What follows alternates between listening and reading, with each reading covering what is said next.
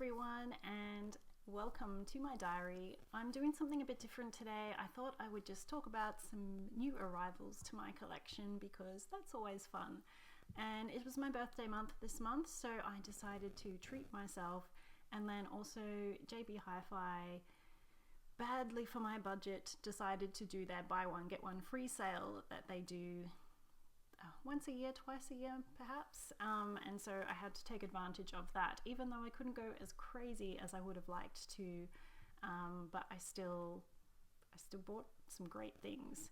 So the first thing I picked up this month, not from that sale, because I don't think this has ever been released over here, Kinds of Kindness, which is a movie I had kind of forgotten about.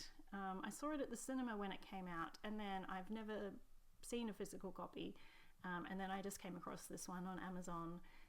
It's a little skinny overseas one, so I decided I had to have this in my collection, and it also reminded me I need to listen to the soundtrack again because I remember one thing that really stood out to me was the music, so I look forward to revisiting this one again soon. And then I put in an order to Eureka because they have a few things released recently and upcoming that I would like to get. So I missed the limited edition, so I got the standard edition of Strange New Worlds, and I think these are all from the 40s and 50s. So it's got The Silent Star, Signals, A Space Adventure, I don't know how you say this, Olamia? We'll go with Olamia, Eulamia, who knows, and In the Dust of the Stars. So I can read that, EOLO Mia. So I love retro sci-fi. I find them just really charming, and this is from the I don't know if you would say DEFA or DEFA, the film company, German film company that started after World War II and went until the 90s. Eureka has a few box sets. I have the Rack and Ruin one as well, which was films that were made shortly after the war when there was still a lot of rubble around in the streets. So I haven't started that yet. I really need to get to that. I also picked up Heart of Stone, which I have not seen before, but it looks very interesting in the trailer I saw. And I do love a sort of fairy tale-esque story, which is also the theme of the box set that is up for pre-order at the moment that I may have to pick up. And then they had a sale on, and I think Heart of Stone was in the sale too. They had 20% or something off some of their Blu-rays, so I picked up Paper Moon. The reason I picked this one up is because it was Peter Bogdanovich, who I don't know too well, but What's Up Doc was one of my favorite movies, I think a couple of years ago when I saw that, and I had not even really heard of it before, and this is the movie that he made after that one, so I have to watch it. So it is on my list. So then the JB Hi-Fi sale happened, and I was going to go crazy, and then I checked my budget and went, I should not do that. So I just went a little crazy. And I'll get to that in a minute, of a project that I'm going to start. But I did pick up some single movies of recent releases that I would like to have. So I got 28 Years Later, The Bone Temple. That's definitely going to be one of my top movies of this year, I am sure. And I also picked up F1. I really love this cover so much more than the normal poster image. And then I also picked up Sinners, which for one reason or another I had never got around to picking up. And not a recent movie release, but a recent restoration release, Seven Samurais. So this is a very nice upgrade to the DVD that I have. I've got a cat hair all over that. So I look forward to watching that again. I remember the first time I saw it, I was quite surprised by how much I liked it because I wasn't expecting to that much, and it's been quite a number of years since I saw it.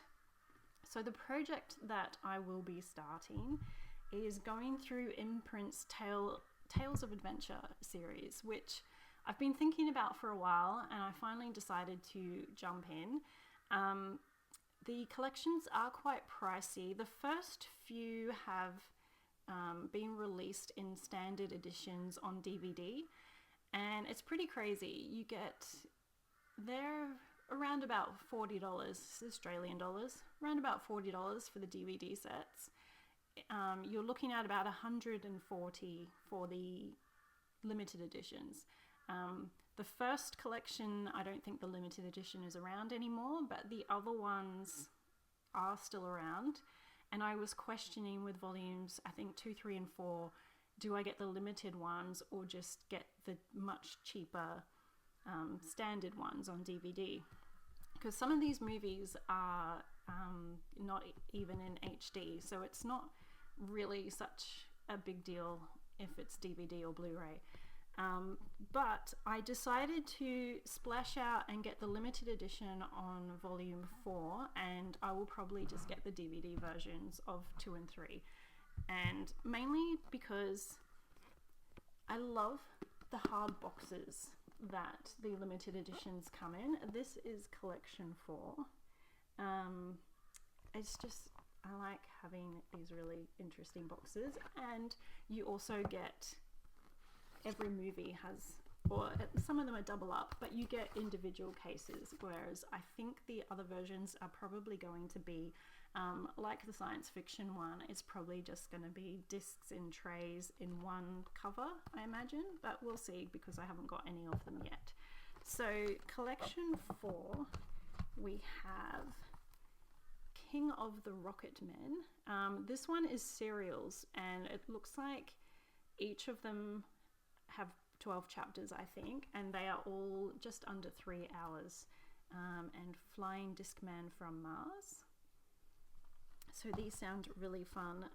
The Invisible Monster and Radar Men from the Moon. Introducing Commando Cody. So these look so fun. Zombies of the Stratosphere. And Mysterious Dr. Satan. I mean, look at this guy. How cool is that? And then we have Commando Cody, Sky Marshal of the Universe. And I mean, that's quite a costume. So I'm looking forward to these. Also, if you know the channel Serial at Midnight, Heath is on one of these doing commentary for one of the episodes. So I am looking forward to that because he is really good at talking about movies, and he really knows his stuff about historical movies, and so I will enjoy getting to hear concentrated info on this particular topic because of how much I love all the videos on his channel talking about various things. Also, he's talked about some movies I have gone on to watch that have been really great, so good for recommendations. So the reason I picked these up and got the limited edition was buy one get one free. I decided to make the most of it and buy the 2 most expensive volumes so that one was free. So basically, I don't remember which one, but one was free and I'm counting it as volume 4, and that's why I've got the Blu-ray limited edition rather than just getting the standard release edition on DVD. So the other one I got was collection 8. Again, I love these boxes. So let's have a look at these ones.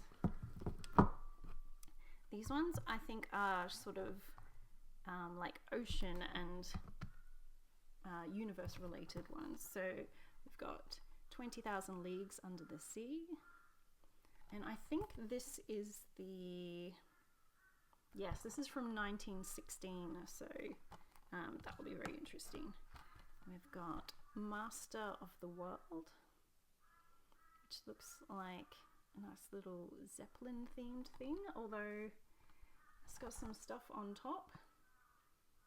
Airship the Albatross, a cross between a Zeppelin and a helicopter. I mean, that's pretty cool. And this one is from 1961. Then we have Valley of the Dragons. So this one is from 61 as well. This one apparently has giant spiders attack hairy monsters whose very touch is death. Subterranean mole men inflicting weird tortures on all captives. Battle for survival against brutal bestial Neanderthals. Mastodons, dinosaurs, flying reptiles, humankind makes its last stand. So, interesting stuff. Okay, then we have War Gods of the Deep. There's some big names there. And this one was from 65. So, yes. Then we have Rocket to the Moon. This one is from 67. And The Light at the Edge of the World. And again, with some big names in that one. I really quite like the design of this cover. And this one is from 71. So I'm not sure how I'm going to do these. My brain kind of wants me to go in order and say I should start at volume 1. But I don't own volume 1 yet. JB regularly has 20% off sales, and I usually wait for them to buy all my stuff. So I might pick that up at the next sale, or I might just start from one of these volumes and just catch up. But that might be a bit too weird for my brain to say we're going to start on collection 4 or collection 8 rather than collection 1. So we'll see how we go. But yes, I'm hoping to watch a lot of great adventure movies soon, or at least interesting, if not great. I know it's a bit of a roll of the dice with these old films. Some of them have charm, some of them are just, you know, not really worth your time sometimes. But we always hope for the best and hope for interesting things, and I do quite enjoy watching movies from back in the day, especially when we've got that one from 1916. So that's going to be really interesting to check out. I have not seen any of these movies before from these adventure sets, so I am looking forward to checking them out soon. So thank you for watching, and I will be back with a review or a discussion, ramblings about a movie very soon.